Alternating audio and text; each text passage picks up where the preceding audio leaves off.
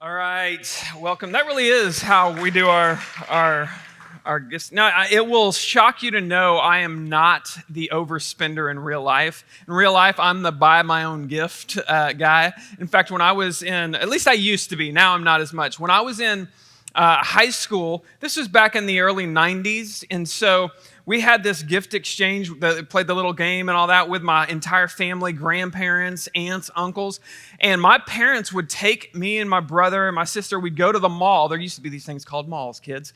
And we'd go in, they'd give us $10, $20, something like that. And they would say, y'all go buy something that you can give at this, at the gift exchange with your grandparents.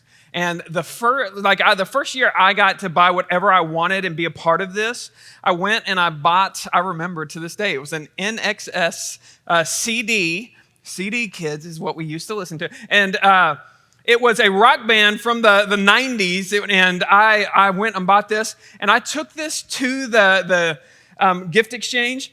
And not only had no one there except for me and maybe my brother heard of the band NXS, no one even knew what a CD was at the time. Not my grandfather, let alone have one. And so, of course, I went home with that gift. And so I consider that one of the best, years ever. For as far as usually, I come home with a summer sausage. Sometimes I come home with people have come home with fruitcakes. That's where the gifts that you're either going to re-gift or that you're going to just put away. That's pretty much the gifts we usually get.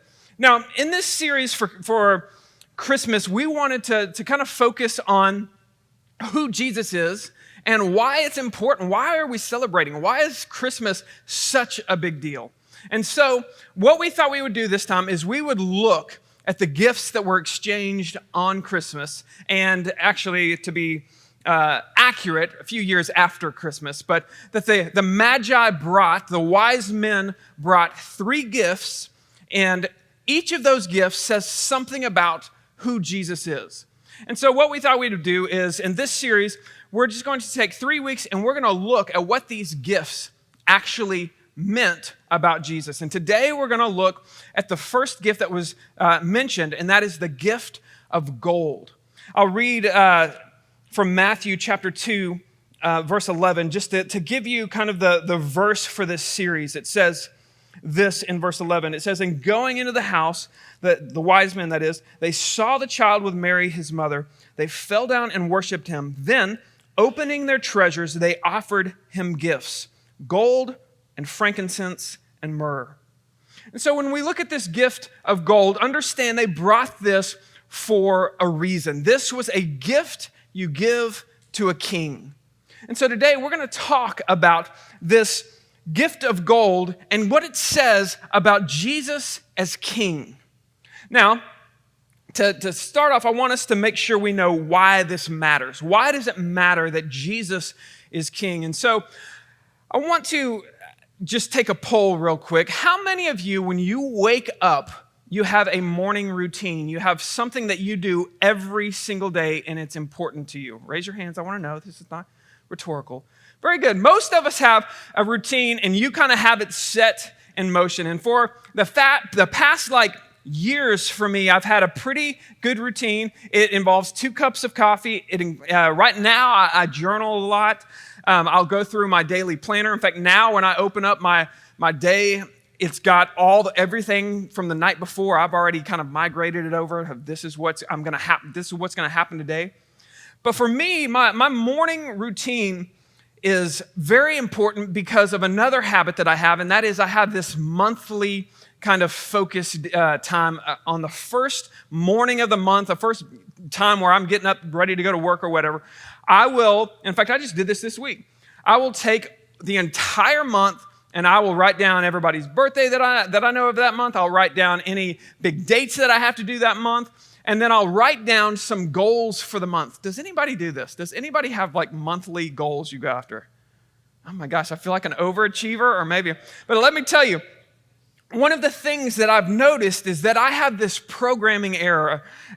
I have this kind of, this flaw, so to speak, that I notice, and it has to be corrected. I have to actually go into my daily routine, and I have to adjust these goals. I have to adjust the focus of my month so much because here's the fatal flaw I have in my planning.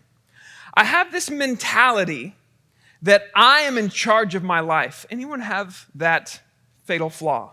In fact, there's this idea that many of us don't. Some of y'all are looking at me like, yeah, you're in charge of your life. Of course you're in charge. Who else is in charge of your life? But when I look at the goals that I set for the month, when I look at what I'm trying to achieve, it's almost always things that I've wanted to accomplish. It's maybe a bucket list thing. Maybe it's I want to lose weight, a little bit of weight. I want to stay focused on this. And every single goal that I have, every single thing that's on my planner, when I sometimes look at it, I just realize, every single one of these is just something I want to do. It's kind of this picture of who I want to be at the end of the month.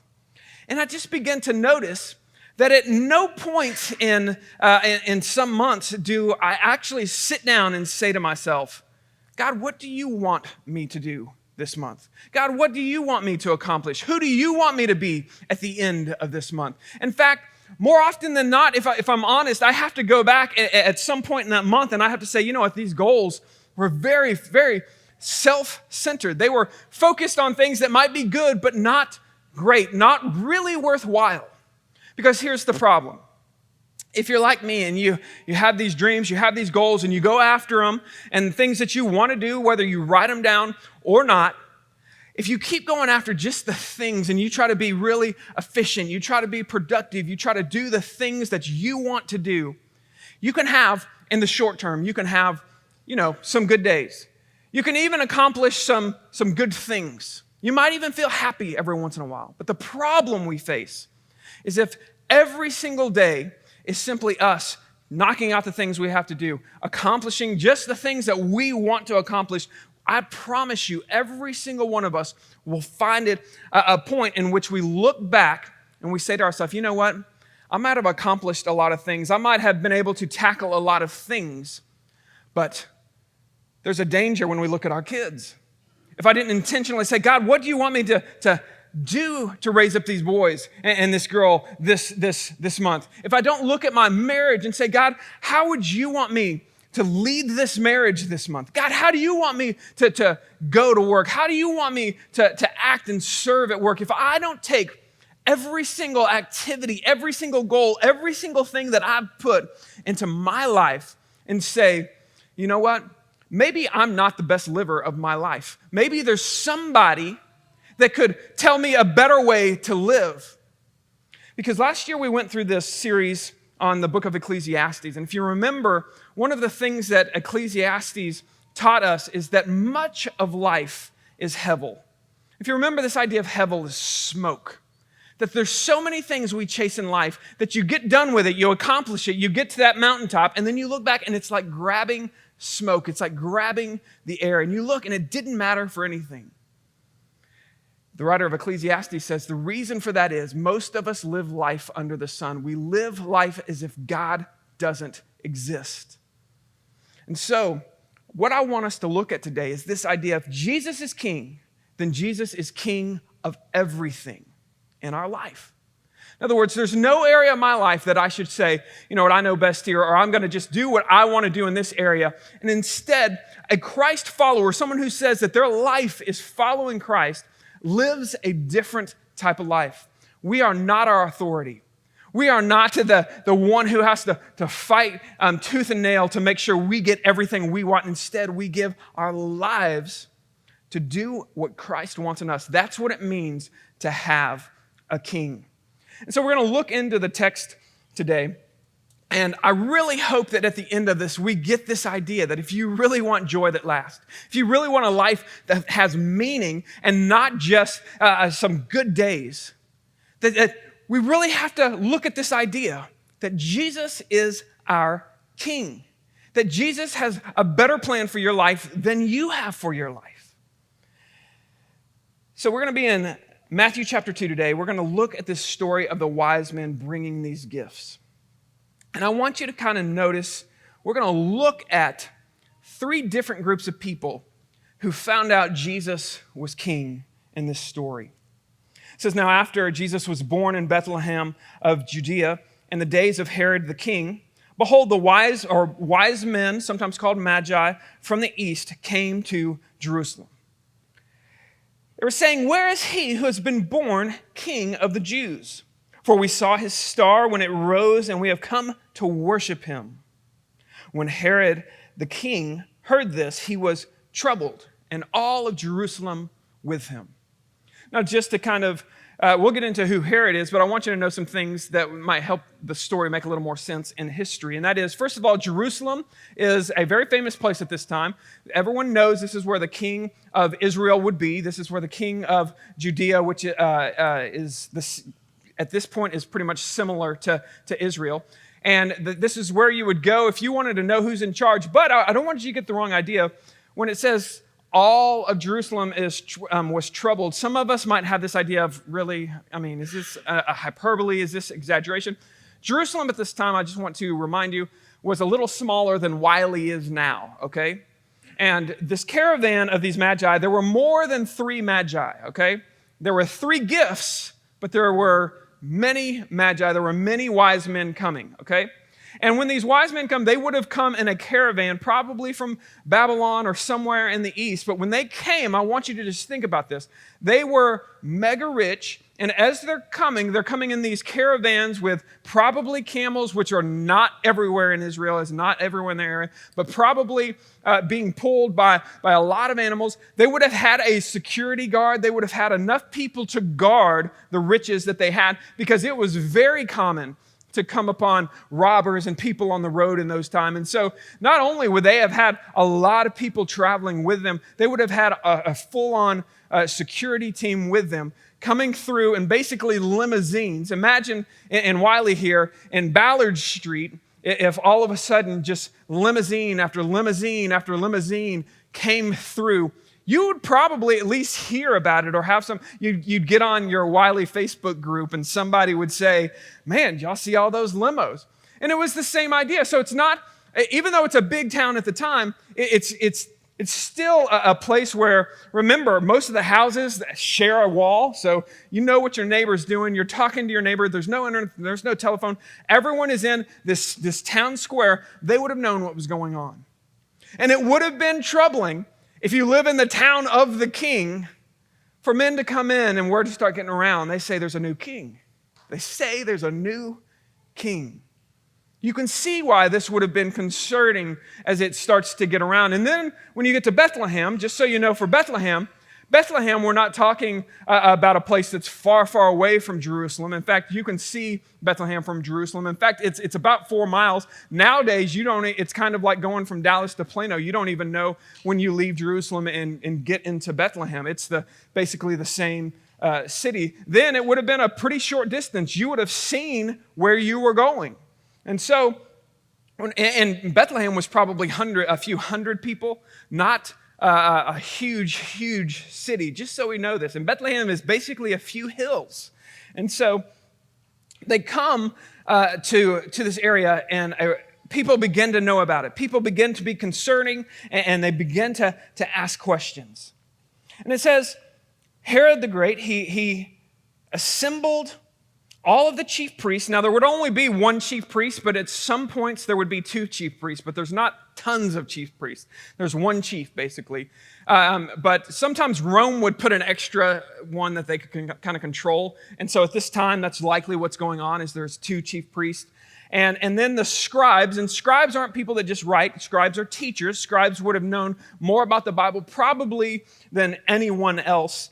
And so he assembles the chief priest and the scribes of all the people, and he inquired to them where the Christ means anointed one. It means Messiah, okay? That's what that word means. It's not Jesus' last name, as some of us might have grown up thinking. And his middle name is an H. We don't even know where that came from. Where was this Messiah? Where was the promised one, the anointed one from the Jewish scriptures, the Messiah, the Savior? Where was this person going to be born? And they had these prophecies that someday God was going to save them and bring the anointed one, the Messiah in, who would take control and would rise up and defeat their enemies. And so They told him, in Bethlehem of Judea. So it is written by the prophet, and that is the prophet Micah, Micah chapter 5, verse 2. And you, O Bethlehem, and the land of Judah are by no means least among the rulers of Judah. For from you shall come a ruler who will shepherd my people in Israel. And the interesting thing is about Bethlehem is, to this day, you will see shepherds in Bethlehem. There will be fields everywhere where you can see this is where shepherds would be. And it was that time, not only in the time of Christ, that had been that way ever since. Remember who was from Bethlehem? King David was a shepherd from Bethlehem. And so, it is really this prophecy that another king like David is probably going to be a powerful king like King David in the old times used to be. Another one of those is coming, and he's going to be from the same town, from Bethlehem in Judea. When Herod summoned this, the wise men secretly ascertained from them what time the star had appeared.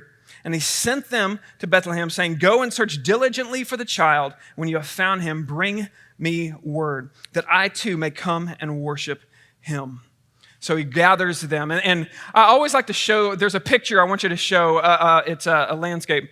Now, this is from the top of what's called the Herodium. John and I got to visit this. This is actually it's a little bit south of Jerusalem. But Herod the Great was a builder of many impressive things. I think one of the most impressive things Herod ever built was this thing called the Herodium. It's his palace, basically. He made a mountain, a man-made mountain, that if you saw it today, you would be like, I can't believe somebody today could make this. It's a mountain that has, it's got a whole city, it's got tunnels, and it is a mountain, I'm talking thousands of feet high. In fact, whenever Israel would go to battle, this was a fortress that was hard to overtake. But what's interesting is at Herod's palace in this picture, you can see the Dead Sea is over here, but Bethlehem is right over here. In other words, you can go to the place where Herod probably got the Magi together. They would have known to go to Herod's palace, this Herodium. You can go to the place and you can look out and see that the scribes pointing to Bethlehem, where they would have been pointing to Bethlehem, saying it's right there. And literally these Magi would have been right on track and right known exactly where this city of Bethlehem was. And so he sends them off on his way. And after listening to the king, this is verse 9, after listening to the king, they went on their way, and behold, a star that they had seen when it rose before them until it came to rest over the place where the child was. And when they saw the star, they rejoiced exceedingly with great joy. You notice that's the Greek way, by the way, of a lot of exclamation points. They rejoiced exceedingly with great joy. That's the way of saying they were really joyful because they saw this star. I just want to kind of point out that when we hear about this star, nowadays, every time I hear a sermon or people talk about the star, it's always, well, it might have been Jupiter and Saturn, or it might have been what day, and there's all this focus on how God did this star, what they really saw. Was it a star right over? How would you know what a star is over, or what house? But what I want us to focus on is the fact that somehow, some way, God miraculously is guiding them. And this is the way everyone up until like the last 100 years when we got really good telescopes, everyone would have looked at this as, man, there was a miracle. There was something special about this child that confirmed everything these Magi were looking for, that a king, and not just an earthly king, a heavenly king, someone who had actual, was in touch with divinity in some way, because a star was pointing the way to where he was. And so they go to this and they're so excited. And remember, or maybe if you're hearing this for the first time, this journey probably took years. Jesus is no longer in the stable like we read in Luke. You read in Luke and the shepherds come to the stable. That's all local. Here, this story is like 3 years later. This is not baby infant Jesus. This is 3-year-old Jesus who's running around and throwing rocks, trying to just be a handful for his mother. That's the version of Jesus that they're going to find. But he's going to be in a house in Bethlehem. And so they go and they find this house. And again, it's been years now. It's been a few years since the miraculous birth, but they've been following this star for years. For years, God has been guiding them. It says, and going into the house, they saw the child with Mary, his mother. They fell down and they worshiped him. Then opening their treasures, they offered him gifts of gold, frankincense, and myrrh. And being warned in a dream not to return to Herod, they departed to their own country by another way. All I want us to take out of this today is I want us to see the reaction of the three different people in this story, the three groups of people that learned that Jesus was king. And I want you to think about their reaction, and maybe even in the time, you kind of identify, this is kind of where I'm at right now. The first person I want you to think of is Herod, because Herod opposed Jesus as king. Herod opposed Jesus as king. Now, why was this? So you need to know a little bit about Herod. First of all, we say Herod is a king, and Herod was a king. In fact, technically, his title was King of the Jews, which is interesting. And the reason for that is this. I'm going to give you a quick history lesson, and I know y'all love my history lessons, right? All right, so you read a book. No. You were supposed to read a book called Julius Caesar in high school. You didn't read the book. You read the Cliff Notes or something else like that, Spark Notes now. Or you sat by somebody who read the book. Let's be honest, guys. That's how most of us got through. Now, Julius Caesar dies, and there is what we call the triumvirate. Anyone remember this? And there were two people in this. There were three in the triumvirate, but we're only going to talk about two. There was Mark Antony and Cleopatra. Y'all remember that? And then there was Octavius. That was the adopted son of Julius Caesar. And they go into this fight, and Herod the Great goes in with Mark Antony and Cleopatra. That's who he says he's gonna ride. Unfortunately, Octavius wins, and Mark Antony and Cleopatra, they don't fare so well, okay? And that's the team that Herod had bought into. Octavius becomes the ruler of everything, and he changes his name to Augustus Caesar. So Augustus Caesar is Octavius, Julius's nephew, Caesar's nephew, and he is now in charge of everything, and he's going to go back and he's going to get all of his, we must have a history teacher out here, by the way. That's good. Or a history fan. We have Octavius, who's now Augustus Caesar, and he's going to take all of his enemies, and in one of the most fascinating turn of events, Herod the Great actually goes to this island, and he actually has a conversation because he knows his head is on the chopping block. And so Herod the Great goes, and he not only convinces Caesar to let him live, he walks out of that actually in charge, a vassal king in charge of Judea, in charge of the Jews. And so he's the type of guy that was very, very ambitious. He wanted to hold on to the stuff he had gotten. Even he would go talk face to face with the one man that could execute him, and he walked away with more than he had before. And then, just so you kind of get, he married into a Jewish family. He was actually from Edom. He was from a little bit kind of south east of Israel, and he takes the throne. He marries a Jewish woman, actually a kind of a Jewish princess or queen, I think, and eventually has her killed because he thinks he's trying to usurp. And then he has two of his kids killed because they're growing up fast these days, and they're going to take his throne. And so one of the things you need to know about Herod the Great is not only was he ambitious, he was ruthless. He would kill his very own family if it meant protecting his throne. And so when he hears that Jesus is king, or that there is another king, he immediately wants to know why. He immediately lies, I want to go and worship. But make no mistake, he was not interested. He wanted to hold on to the things he had. He wanted to hold on to his power, and he did not care if it had any ramifications with God. If it had any ramifications, he wanted what he wanted. And so the first thing I just want to remind us in this question, this overall, is Jesus the king of everything in your life? is I want to point out that there are some of us in here who we may come to worship. We may come even to church. But when we look at our hearts, our number one goal is we want to hold on. We are ambitious. We want to do good at work. And if God will help us get there, then maybe we'll put a little God into it. But we are king of our life, and we don't need anyone else telling us what is supposed to be. And in fact, if we get too much of this Jesus talk, if we get too much of church or our faith that is imposing into our life, we will eventually be rebellious against it. We will eventually get aggressive towards Jesus. So there's just that dynamic that some of us in our hearts, we just need to recognize, you know what? I'm being a Herod. I want to be king of my life. And even if it means pretending for a while, but ultimately, if this doesn't work out to where I get to climb the ladder, or if I get what I want, I get more money, or I get whatever, if this doesn't benefit me the way I want this to benefit me, then I don't think I want anything to do with it. In fact, I want to get rid of it. Some of us in here battle with this Herod syndrome, this I want to be king. There's another group, though. And this one is very intriguing to me.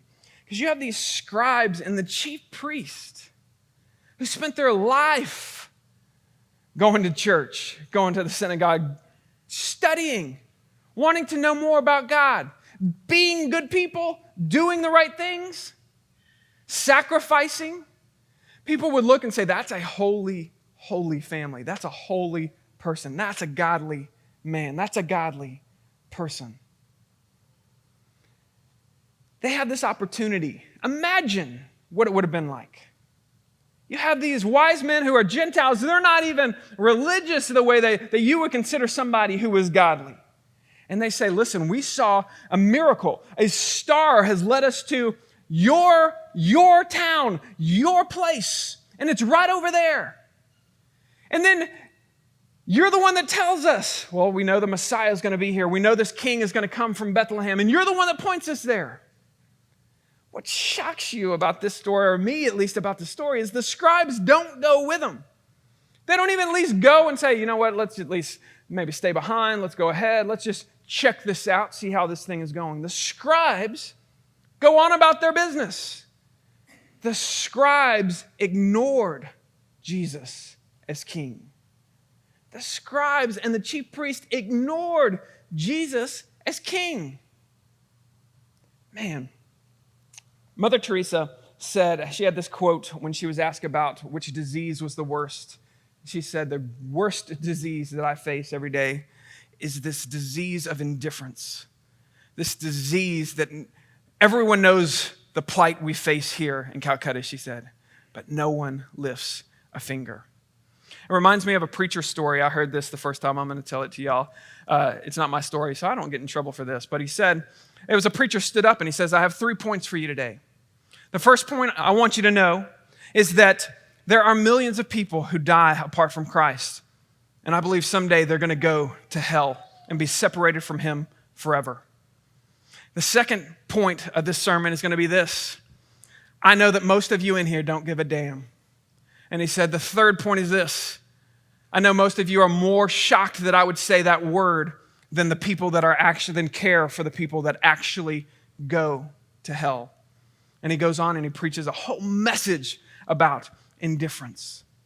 We live in a world right now that is passionate about a lot of things, but the one thing we have not seen a lot of lately is people that are passionate about King Jesus, about the idea it is not a Republican or Democrat that's going to save this world. It is King Jesus, and it is specifically Christians who will rise up and say, you know what? I have a king, and he is a king that's been here for ages.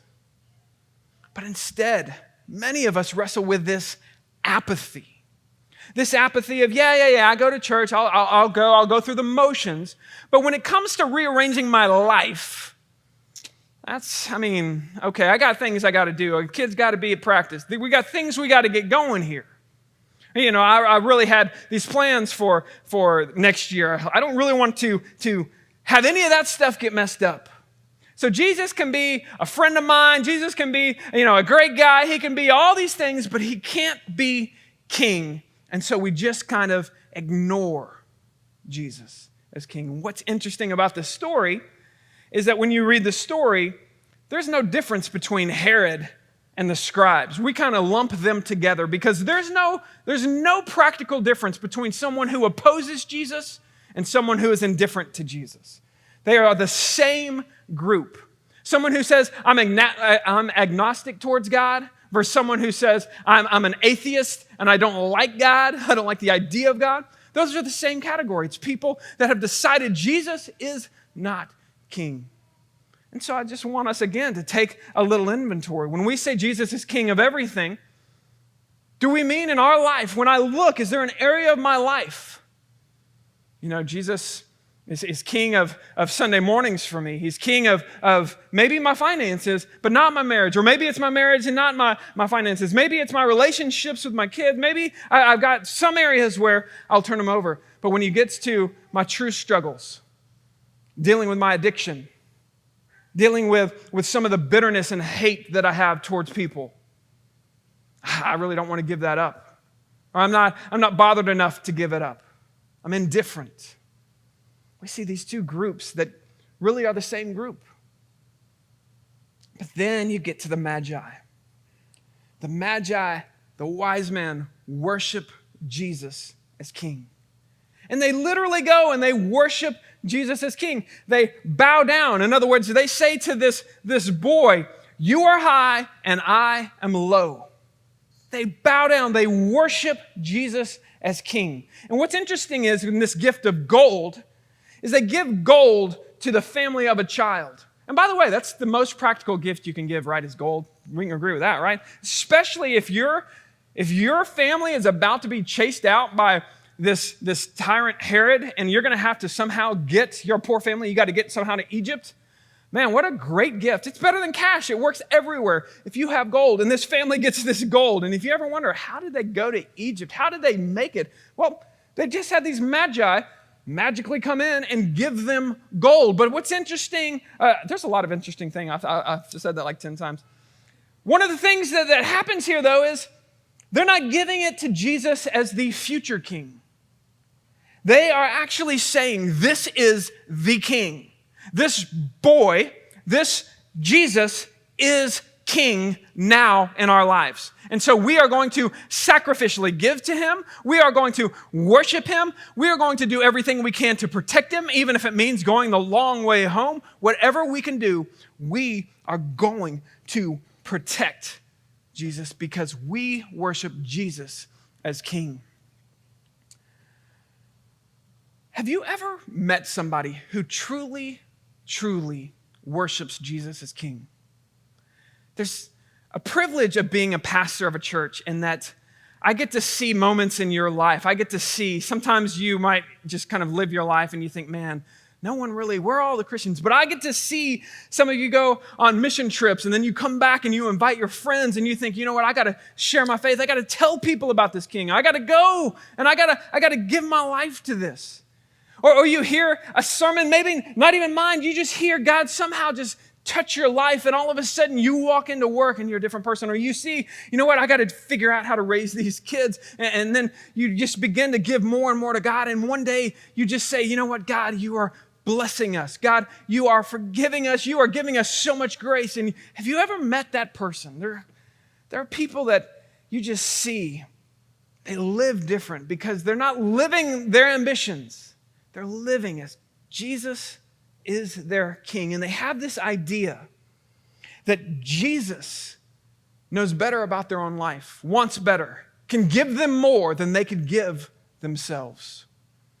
And it is truly something to behold someone who lives as if Jesus is their king. I was talking to a friend of mine who's going through a rough time. He's not a believer. He doesn't go to church. He's never been to church. And he's going through a divorce. And he's very fearful. And he was telling me, I'm very fearful that I'm going to lose everything.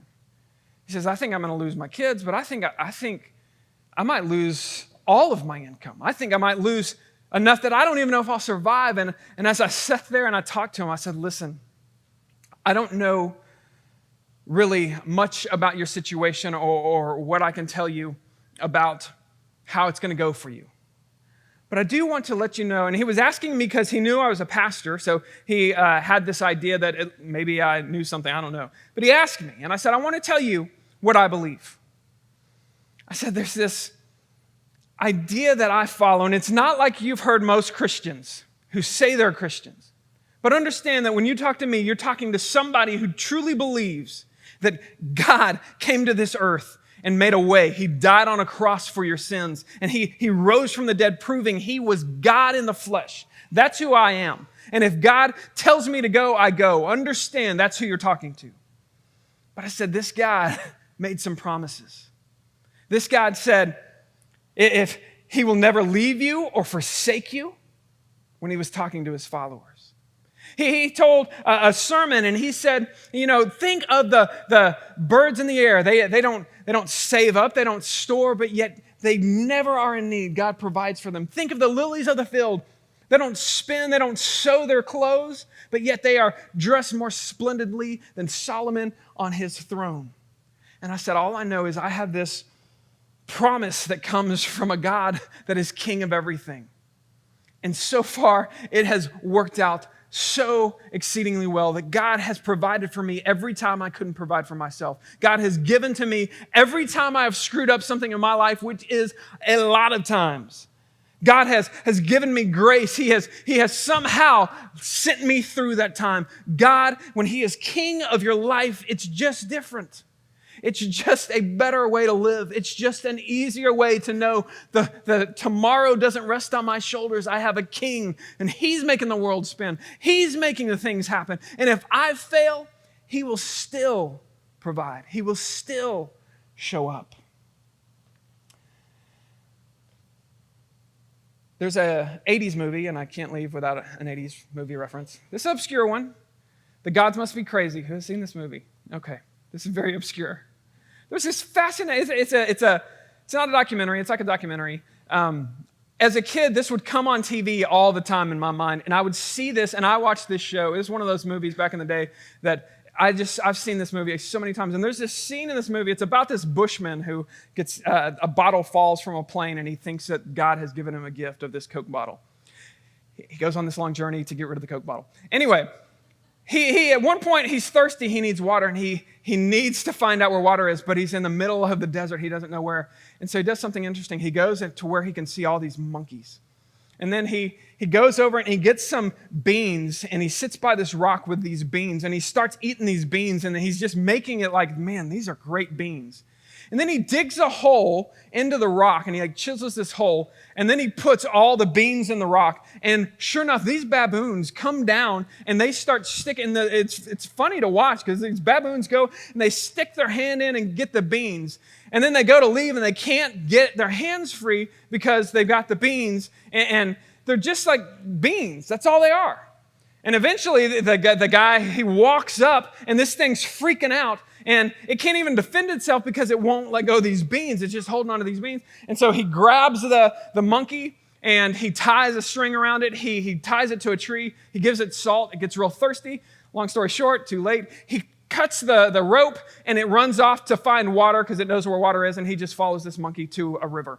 And as you're watching it, you're like, man, that's a long way to go for this. But I was just thinking about this.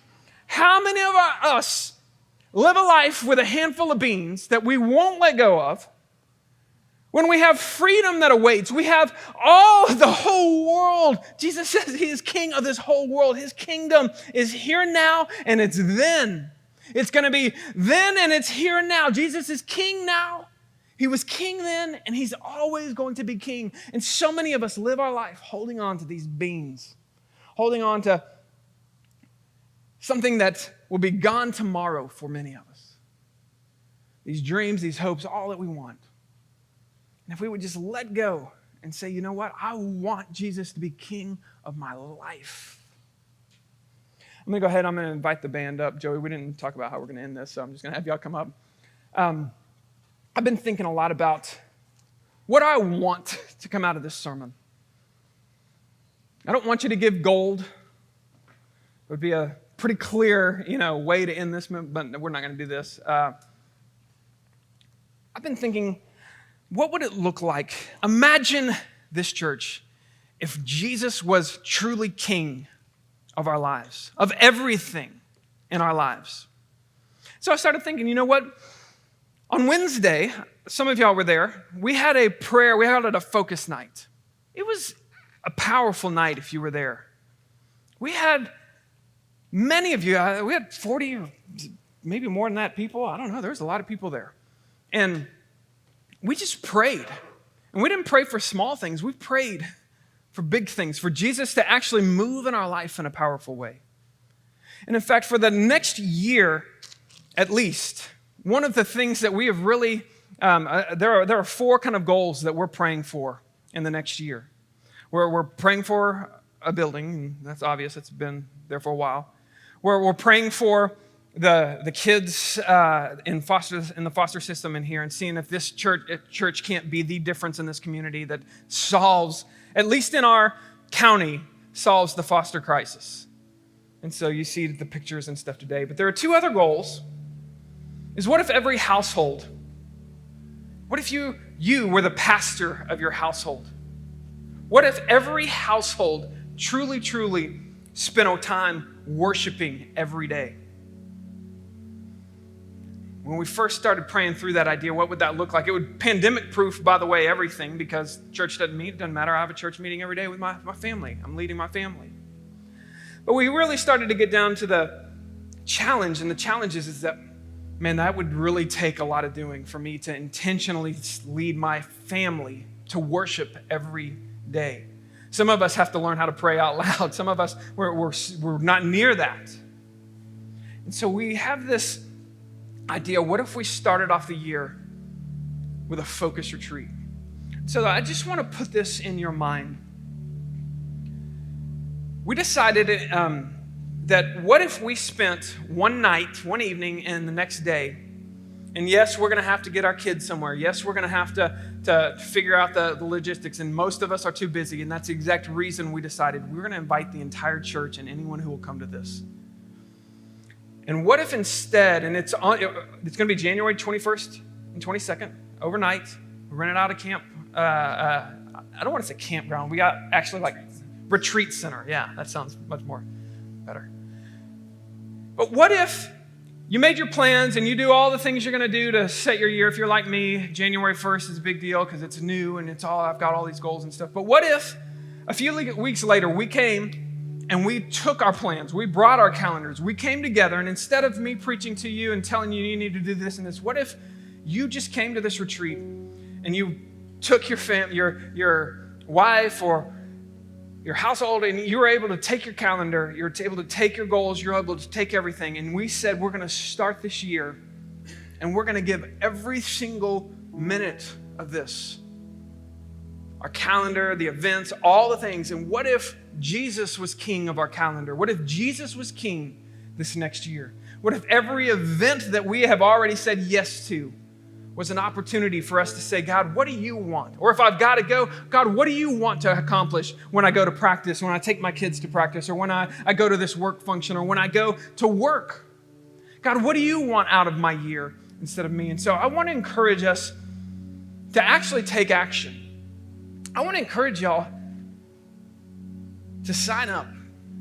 And if you can't make it for some reason, you absolutely can't make it, I want you to commit. I'm going to get away this year. And I'm going to get alone with God, and I'm going to look at everything I've committed to. And I'm going to begin, whether it's financial, whether it's, the car that I've been paying for 10 years, I don't care what it is. If you're going to, and ask the question, is Jesus king of everything? If you want to sign up for that, you can go on our app. The sign up is there.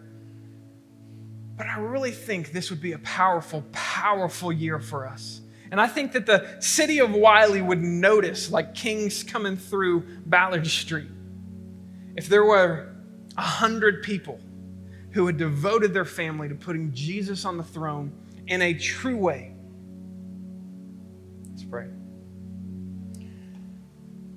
Lord, my heart is just filled with excitement because I know the power a few families that can put you on the throne of their lives. And I get so excited at what this church could be.